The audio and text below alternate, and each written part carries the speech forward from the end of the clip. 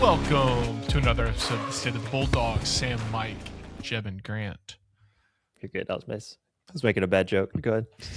Terrible. It's June 9th. We've been away for close to a month. We've had weddings, international vacations, Grant, all kinds of things. And the summer's it's not like we're going to be very busy this summer, but we did want to get back on before summer really kicked off. And we forgot too much about baseball's run in the SoCon tournament. So, Grant, want to start there. Shocking run, frankly. Shocking run by the boys to get to the final game. And I got to say, I did love the winner take all. I really liked the new format. I think it made it more dramatic. I know we're never going to have the crazy 3 games in one day against Wofford type deal.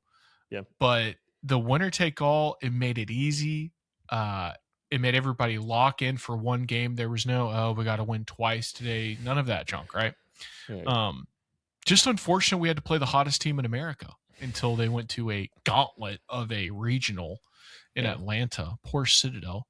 But Grant, thoughts on baseball's run? I mean, I feel like we finally saw the team we wanted to see all year. Yeah, we talked in the lead up going through the brackets. Like, if we're not the top 2 seeds, you're basically screwed because you got to go fight your way. But Samford 3 seed ended up being the way Citadel 5 seed ended up winning. But yeah, just like softball, you got all the way at the end, and the batch just died at the end, lost 3-1 SoCon, a title game. If you think you only give up 3 runs, cool, that's good enough. And 3 runs is going to win a lot of games late in conference tournaments or in Stowaway tournaments for that matter. But yeah, Noah Berry really good. 1 2/3. 1 2/3, and the bullpen gave up 2 runs, but that was the only runs he gave up. Then Andrew Marble came in, pitched 5 2/3 strong innings, allowing 1 run on 4 hits. He was great. Exactly. You had the pitching. Yeah, 1 run on 4 hits. Picada 4. Tomasini pitched the final 1.2, just 2 hits. Yeah, you had the pitching, which is something we would not have said coming into the tournament, but then the bats just died at the end. Yeah, I mean, it happens sometimes. Yep. But it was awesome. The Western game 2, extra innings was awesome. That's the extra innings kind of game you want to play, where you explode in 1 inning and you just kind of put it away. I have seen comebacks when the home team comes up to get, if they're down 3 or 4. I have seen comebacks, but mainly I feel like they've always been in the pros in playoff baseball. But anyway, that was an awesome game. And it was one of those things where if we had won, now Grant, what do you think about this? So this is pure speculation. So obviously Mercer got hosed. This is not a pro Mercer podcast. No one was crying about that, but they objectively got hosed by not getting a bid into the NCAA tournament. If Samford had won, so Samford has objectively a bigger baseball brand in mid-major baseball than the Citadel. The Citadel might have a bigger national brand just because, how many military schools play sports? But from a baseball perspective, in the committee room, Samford wins. Do you think that would at all have given Mercer a little bit more of an edge as opposed to kind of an upstart team in Citadel, who was the 5 or 6 seed, not really expected to do anything in the season, got hot, quote unquote, and barnstormed their way through the conference tournament? If Samford wins that game, part of me thinks Mercer does get in. What do you think? Yeah, they probably do, especially if you just go look at the schedule. Mercer coming to Homewood, taking that series 2-3. Maybe even, I know Samford won the Sunday game. Mercer won. Yes, we did not get 2-3 swept. That series. It did not get swept. Yeah, held off that one. But yeah, you go back to that. That would work in a high major setting. Like, oh yeah, we took 2 or 3 at their place. We're obviously in over this team. I don't know if a mid-major team would have worked that well, but still, that would have been another feather in their cap. With that 31 RPI or whatever they had, the highest RPI did not get in. Then you have Troy, who got in. I think it ended at 28. 28. Okay. Then you got Troy, who was gone in their place, who had the most losses by a team ever to make the field. They go on, they beat Florida. Obviously, get matched up with Little Rock, and now they're playing in Omaha. They're playing West Virginia coming up this weekend, or today actually as this drops. But yeah, I think that would play a factor. It would obviously help Mercer in that case. They would have a series win over a conference champ.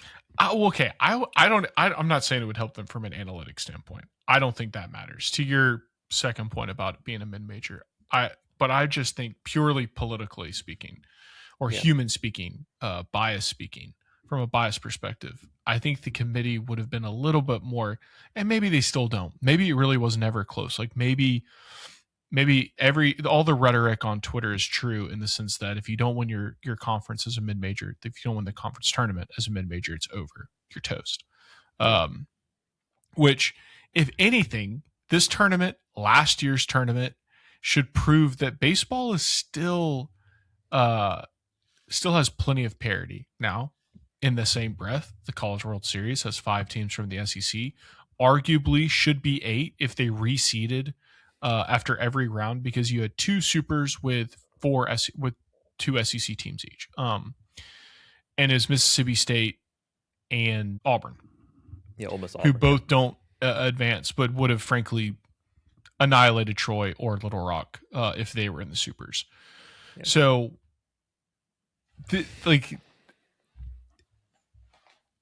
when you get to Omaha, there's not a lot of parity. Up until Omaha, there is plenty of parity. Because 2 years now in a row, the number 1 overall seed, or maybe even the 2 top overall seeds, have not advanced to the super regionals, which is crazy. UCLA was the team to beat. They had a half of an MLB roster, and couldn't get past Cal Poly, who's good. Yeah, but my God, they folded in the supers. So I don't know. Mercer got hosed, and if anything, Troy's run is a testament not to the fact that they should have gotten in over Mercer, but Mercer should have been in as well as Troy. It's an NC State. It's a Kentucky that did not deserve the bid. I mean, I still didn't think Troy deserved it, but they really lucked out. Dude, they really should reseed that after every round. Especially, I mean, you look at the College World Series, they should reseed now. Yeah, I mean, it's a group one of side compared to the other. Yeah. Yes. Like literally a group of death: Georgia, Alabama, Texas, Oklahoma. And then on the other side, you have my favorite of that group's West Virginia. I think West Virginia could win the whole thing. That's a good team. But you have Troy, West Virginia. I'm sorry, UNC. The ACC is not good. Not good. It's going to be between Ole Miss and West Virginia. Obviously, anything can happen in Omaha, but that was a lot to say that Mercer got hosed, and had Samford won, maybe they don't get as hosed, but who knows? Who knows? Yeah, probably will. To my earlier point, probably wouldn't have mattered, but I mean, you would have liked for it to have mattered if you're Mercer. Like, you would have liked that to be part of the process and thinking, but again, it probably wouldn't have mattered in the room the way it was kind of trending. Yeah. Again, we do not feel sorry for them, but they deserve to be in. Okay. College World Series predictions, Grant. Who's your national champion? Can't say Texas. Can't say Texas. Well, then I'll go Georgia, the number 1 team in the country. Yeah, number 1 team right now, number 1 team in the SEC, basically number 1 team in the country. But yeah, you talked about that left side of the bracket, OU playing Bama, Georgia playing Texas. Someone joked on Twitter, it's just another November college football season. I don't know why everybody's like so upset about this. See, that's a 2:30, 7:30 ABC slot there. But yeah, I think, probably Georgia over probably Ole Miss. I think Ole Miss is playing really well. Georgia's bats are just too hot. You could argue OU is the hottest team coming in, the way they beat Georgia Tech, the way they beat Kansas. But I mean, Georgia's bats are pretty huge. We saw in that series against Mississippi State, however many home runs that they hit. But I think Georgia can just match their way in all the way through. Yeah, OU is certainly the hottest offensively. An interesting stat in OU's favor is the pitching staff averages the highest speed of any pitching staff, which is interesting. I mean, it was all pretty tight, but yeah, it was close. Same as the amount of strikes. Like OU was first in Velo, but last in the teams in Omaha, and like the percentage of strikes. Again, it was close in that, but it's kind of a weird juxtaposition there between the two. Georgia, though, is the team to beat. Unfortunately for Georgia, I mean, Omaha's it's a weird place. Weird things happen. And the fact that they have to start out against Texas. Yeah. That's going to be the Saturday night game. It's going to be electric. That would scare me, because if you lose the first game, it's so hard. South Carolina did it back in their dynasty run. The first year they won the national championship, they lost their first game before tearing through the rest of the tournament. But it is just an uphill battle. But if they get past Texas, Georgia's got to be my team. But I will be cheering for the other side of the bracket. Somebody, please. West Virginia, come on. Mountaineers, let's go. Yeah, something I think, I can't remember who was last, but it was Texas and, no, not Georgia. Texas and Alabama had like the easiest pass, like to Omaha, the way you kind of, yeah, I mean, set up, but yeah. Bama got to play St. John. Like, okay. Love that they won the regional, but we all knew that the team was not going to win the super. Yeah. But anyway, some fun Samford news, Grant. So the SoCon gives I don't know how many they give, but they give post-grad scholarships to honor or deserving recipients. And Samford has 2 of them. Darcy Nichols, men's tennis, and then Fleming Dean, women's soccer. So pretty sweet that we had 2 athletes get honored with a little conference scholarship. I don't know how much it is necessarily, but it is $2,000 each. So nice little bump. It's not nothing. If we graduate studies, there you go. It's not nothing. There you go. Yeah, it's some late NIL as you graduate. There you go. Yeah. But I guess $2,000 is also not something. But it ain't nothing. But it's not necessarily something. It's more of an honor. That's true. The Samford release they put out, Darcy Nichols is planning to pursue his law degree after competing professionally in tennis, and then Fleming is going to pursue her CPA. She's going to be in accounting, a Master of Accounting degree. So she's working through that. So those are their 2 tracks they're going. Right on. And then the last little piece of Samford news, other than a couple portal updates that we'll hit on, but Bradley Franklin, by the time this drops tomorrow, Wednesday, he is racing tomorrow in the semifinals of the national championship at Oregon in the 110-meter hurdles. Great. This is where he made it to last year. He did not advance to the finals last year. Can he do it this year? We are all cheering for Bradley. Is it Wednesday? I mean, this episode, you'll be listening to this Wednesday morning. It's Wednesday night, 8:00 Central. And then if he does make it to the finals, it'll be on ESPN2. Otherwise, I think to watch the semis. Okay, no. ESPN will be showing the Wednesday race. So Wednesday night, ESPN. Let's go, Bradley. Yeah, the 9 runners. So there's 3 heats. The top 2 and those 3 heats plus the next 3 fastest times advanced to the finals. Bradley finished 15th in the semis last year. So again, got to get in that top 9 there. Yeah, it's going to be exciting. Grant. Something fun that's been taking over the South, the World Cup. We got Spain in Chattanooga, which is so wild to me. Staying at an Embassy Suites. That Chattanooga. Yeah. I don't know if anybody's in Birmingham, but tonight you had Argentina and Iceland playing at Jordan Hare in Auburn. You had Lionel Messi in Auburn, Alabama.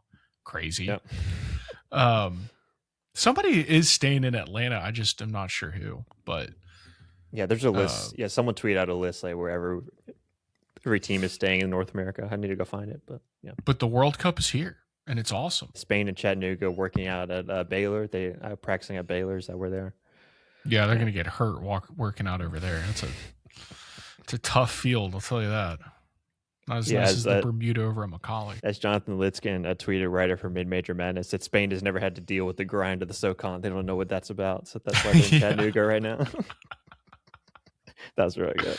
Yeah. John Eustace, a Wofford burner. They wouldn't last 2 seconds on a January night in Lexington, Virginia. Another comment. Couldn't do it on a cold rainy night in Colowee, could they?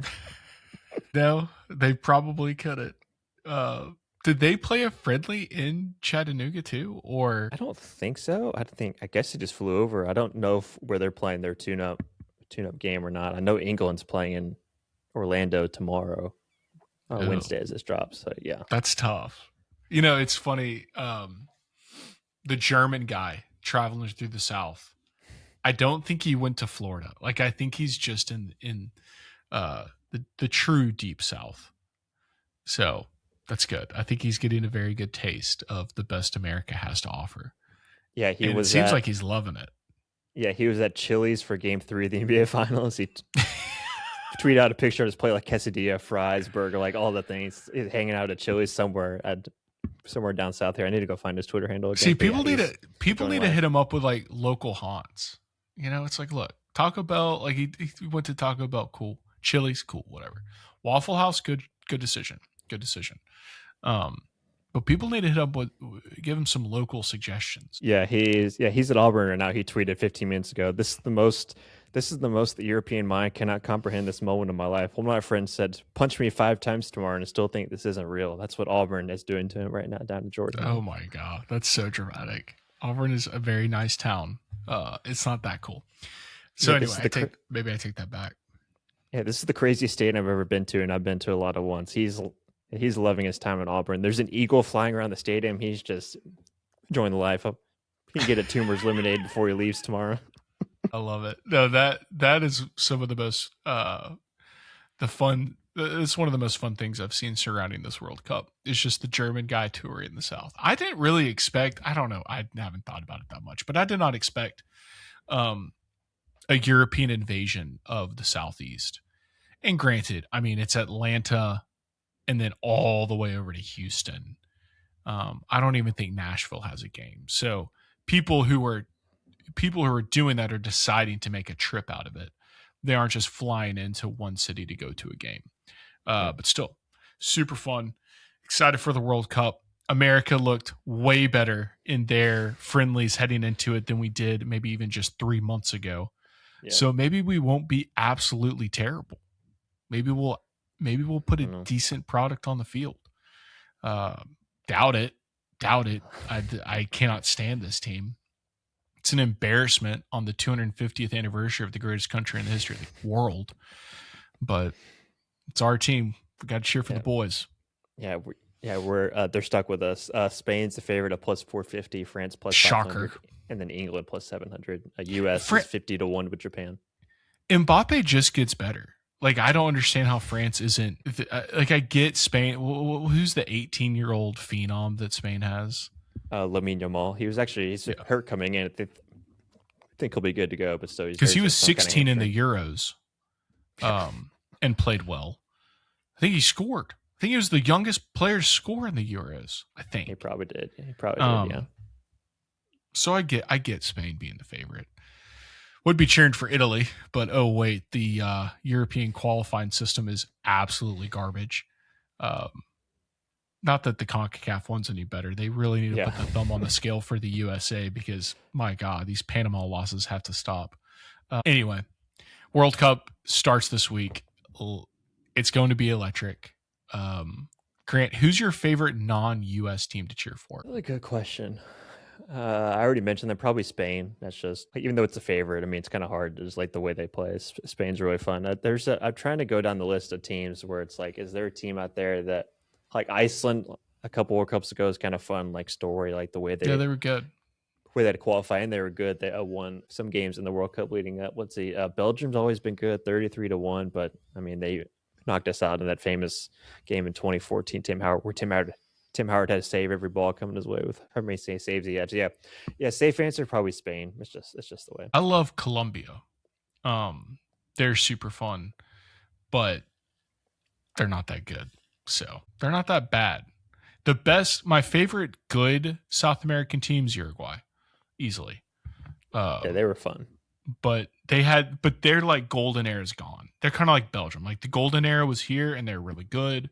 Suarez when he was young, awesome. But it's Team USA or bust. I used to like England and then I don't know. I cannot get behind their goalie. Pickerton or whatever his name is. Pickford. Jordan Pickford. Pickford. Everton guy.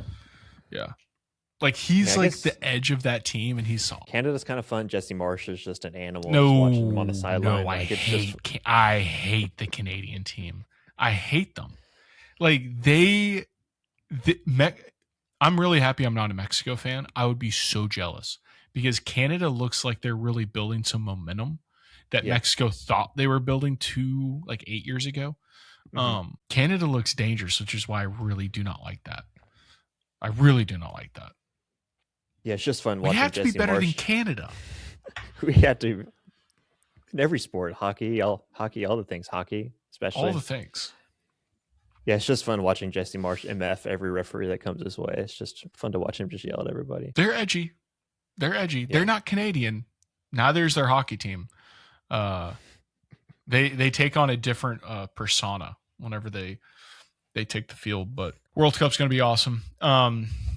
Few updates for the summer. So we're going to have at least 1 or 2 interviews dropping. We'll have our Jeopardy episode dropping. Outside of that, probably not too much until fall camp starts, and then we're back to the regular weekly grind, covering what we're hoping to be. Hey, 3-win team this year, Grant. Can we multiply our wins from last year by 3? That would be. I feel like that'd be a good goal. Possible, yeah. We'll see. We'll see what the quarterback situation's like. Other than that, everything's about the same. So, temper your expectations this summer. You will, like me, try to conjure up a fake team that does not exist, that we did not obtain in the portal. So just everybody don't be surprised when you see a lot of the same numbers and faces and names on the field this year. But it's going to be fun. We're excited. And if anything crazy happens this summer, we'll hop on for a little emergency pod. But otherwise, Grant, I'll let you have the last few words before we kind of say goodbye, but not really goodbye for the next few weeks. Yeah, I want to get ahead of this now. When we do the football preview, I'm going to want to play the schedule game. Don't let me play the schedule game. Well, if we do this and this, I've played the last 2 years and it's not gone well. If everyone quits on the other team, we'll win 10 games. Yeah, I'll just go. It sets up nicely. You go to Tennessee Tech September 12th. You get the bye. Then you got VMI. That's a win right there. Like I can go down. If UAB decides to kick going the other way, they'll have the sun in their eyes because it's a 1:00 kick. Yeah. Advantage Samford. Yeah. See, we just go through all these. Yeah. I'm gonna want to play the schedule game. Don't let me do that ahead of time because I don't want to. Okay, because last year's like, well, you do this, like, oh yeah, this will work. Then Western put up 85 points on us. It's like, well, that game didn't matter anymore. Let's move on to the next game where we don't score. But yeah, we knew our team was not going to be that good last year, but it does seem like as soon as we start opening our mouths, the expectations grow. Yeah. So this year we're starting with 0 expectations. We just know that in the long run we'll be better for it. So this first year we'll just see how it goes, and who cares. That's right. I mean, we care about the results, obviously, but who cares in the long run what it looks like as long as you see growth, see incremental signs of improvement and growth. I think you're cool with that. It's okay. It's fine. It's going to work out. You have a better staff. See, I'm already talking myself into this. You have a better staff. Yourself into it. Yeah, the staff's better equipped to handle. Yeah, again, I'll do that same spiel back in August. But a couple portal updates. Jake Souders in the portal. He's going to Mississippi State. And Zach Spurrier's, which is all like, it's gonna be awesome to see him in the SEC. He was one of my favorite hitters that have come through in a long time. So yeah, Colt Ledbetter in 2022 transferred from Samford to State. That worked out. He was a 2nd-round pick. Jake will try to do the same thing. Then Zach Spurrier's going to Louisville. It's kind of interesting track. He's going from Kentucky to Samford to Louisville. We'll see where he goes in year 4, right? If he's going to make 4 schools in 4 years, but Western Kentucky. That's where he's going. Just hit everything in the high state, major, mid-major, high major, mid-major. Yeah, hit everything in the state. But yeah, not much else. There's basketball's doing their summer practices, so they have that going on. But I forgot about basketball. That's been quiet. Once the portal closed, it's been quiet. Yeah, I might see if I can go head on down to some of those, check it out. Maybe have something, but yeah, we'll see. Again, I'm just spitballing here. Well, yeah, but I think that's it. Well, sweet. Everybody be looking out for a couple of interviews and the Jeopardy episode coming soon. Otherwise, hope everybody has an awesome 4th of July in about a month, celebrating, like I said, the best country in the world. 250 years. We did it, everybody. We did it. We made it a quarter of a millennium.